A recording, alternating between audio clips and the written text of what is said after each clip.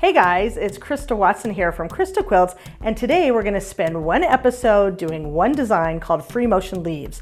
Now this motif is very similar to another design called Echo Paisley, which I shared in another video, so make sure you take a look at that one. It's a same or similar technique, but a different shape.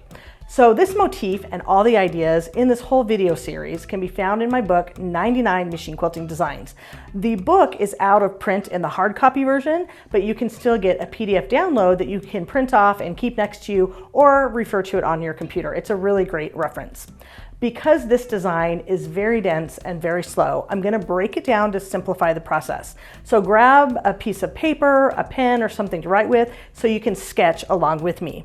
Then whip up a couple of practice samples so that you can try each and any one of these designs. Just grab some fabric and some batting in between and try out different threads. Maybe you want to use a contrasting thread so that you can focus on the individual stitches, or something blending and just look at the overall texture rather than focusing too much on the specific design. Either way you're going to do it, it's going to be fun. Let the free motion frenzy begin.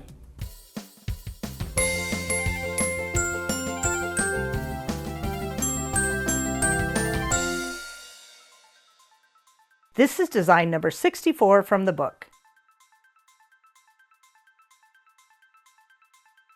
Leaves are one of my favorite very dense designs that I love to draw, and they're even more fun to stitch. Now notice as I'm drawing them out, I'm kind of drawing out a little OG shape or like a little flame, and I like to do one leaf and then I usually only echo it once. However, if you want more density, you can echo it a couple of times and that helps you move around the area. You can also just do a single leaf if you just want to add like a little flourish to your design. Notice how dense and how long it's going to take for me to fill in the area. So don't try to do this design all over your quilt. Just use it in a small area sparingly, maybe combine it with another design just to give you some interesting texture. So as I think about this, I'm just going to try to fill my way all the way around. I kind of look like I'm creating a motif as I move my way around. So I want to go back in and then fill in the weird areas with either lines or additional parts of the design. I might just go back in and echo a lot of the lines to fill in the area, which looks totally fine. The other thing I can do is I can fill in the background with something like a stipple, or if I wanted to, I could add little pebbles. You can check out my other videos for these designs, or I can just do all leaves. It doesn't really matter. Sometimes I kind of get an idea and then it'll go off in lots of different directions. When I show you how to stitch it, I'm just going to do the leaves plus a little fun embellishment. So stay tuned for that.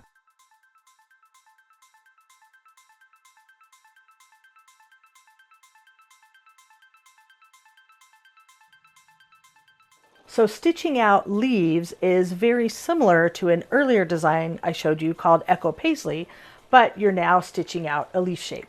In fact, this idea of these echoed designs or these echoed shapes, these can be applied to any shape you can think of. Leaves are kind of a standard favorite because they can kind of be stretched and elongated, and depending on how you stitch them, they can look like leaves, they can look like waves, they can look like fire. You can really have a lot of fun with these. As I'm stitching this design, it is a free motion design, and so of course that means my feed dogs are dropped. I'm stitching in any direction, and I'm using a specialty free motion foot. Notice how my gloves are helping me push the quilt under the machine. This really makes a difference when you're doing a large quilt as well, and I'm trying to stay in between my hands. That is the work area. So think about it this way. When you're quilting a king-size quilt, you're not quilting a king-size quilt all at one time. You're just stitching maybe 5 to 6 inches of that king-size quilt. So the only difference between me doing this on a sample and doing it on a large quilt is it's going to take time for you to wrestle the quilt under the machine, get it in place, and get it nice and flat. But the basic area that I'm stitching, as long as that area in between my hands is nice and flat, it's going to be much easier to push the quilt smoothly through the machine.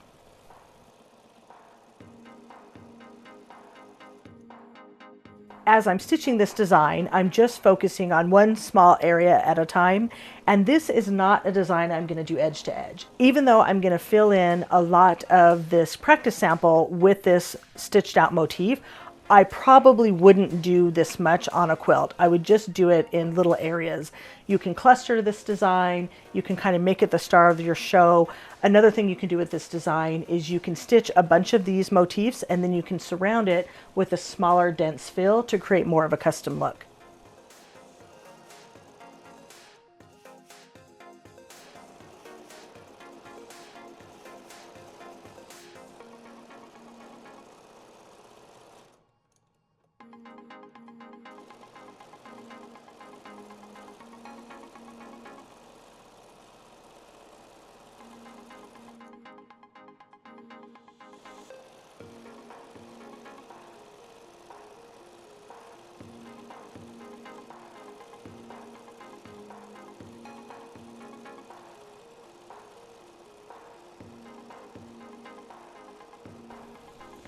Now, as I'm stitching out the echo leaves, you can echo every single leaf, but you could also just do single leaves as well, and that would be a little bit of a different look.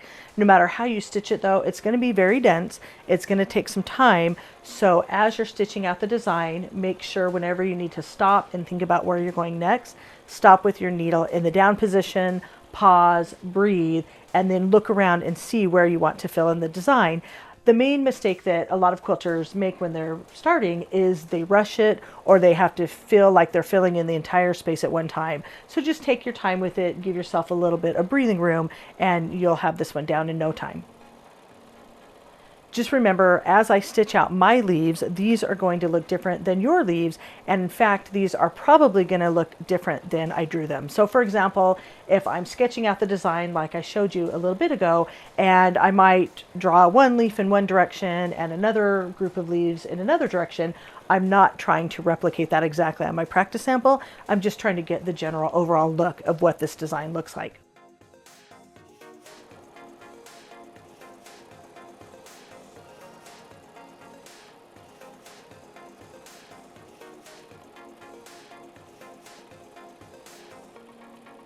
As you're stitching, you can bend the leaves to fill in weird spaces, and small gaps in between your leaves are okay too. So don't feel like you have to fill in every single inch.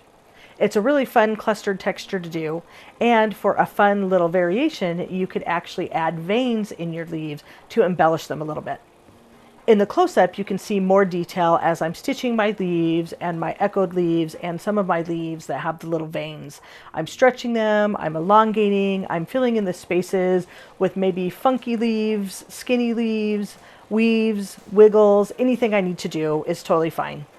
I'm using contrasting thread so that you can see what I'm doing, but this does look better if you're using a blending thread. Some of my favorite threads to use are simple Aurifil 100% cotton thread, because that's going to sink into your quilt and it's going to wash up really nicely. This is a really fun design that you can also combine with other motifs as well. So it's very dense, it's very fun, but as long as you just keep on quilting, if you make a mistake in the design, just keep on going and surround it with more stitching, because that's going to hide your imperfections. And here's my finished sample showing all that yummy, dense leaf texture. Remember, you can totally customize this depending on what you're making, and your leaves are going to look different than mine. Leaves are just such a beautiful design that can really add a lot of elegance to your quilts. And the cool thing about stitching them is, just like in nature, no two leaves are alike. So it's okay if your designs vary and if each one is a little imperfect. Just remember that practice makes progress. Now, I've stitched leaves along with about a dozen other motifs on the quilt shown behind me called Quatrefoil. This comes from my book that I wrote with Angela Walters called The Ultimate Guide to Machine Quilting. Be sure to check out the detail image that I'm showing you. I've actually quilted leaves on a couple different blocks, and depending on whether the fabric contrasts or blends with the thread, you can see more of the detail or less, again giving texture to the quilt, which really makes it sparkle. Now, in the book that we wrote, we actually made the same 10 quilts with different quilting plans and different fabrics, and you can really see how she quilted her quilts on a long arm, I quilted my quilts on a domestic machine, but they both turned out great. It's really fun to mix and match motifs, especially in the same quilt, so you can really have fun with it and kind of quilt to your heart's content. Be sure you grab a PDF copy of the book if you want this pattern, and check out the description box for links to all the goodies that I talk about. I especially have a video I want you to check out, which gives some bonus tips and tricks that'll really get you started with your free motion quilting adventures. Be sure to let me know how you're liking this series, and I hope that you have as much fun quilting as I do. Bye for now.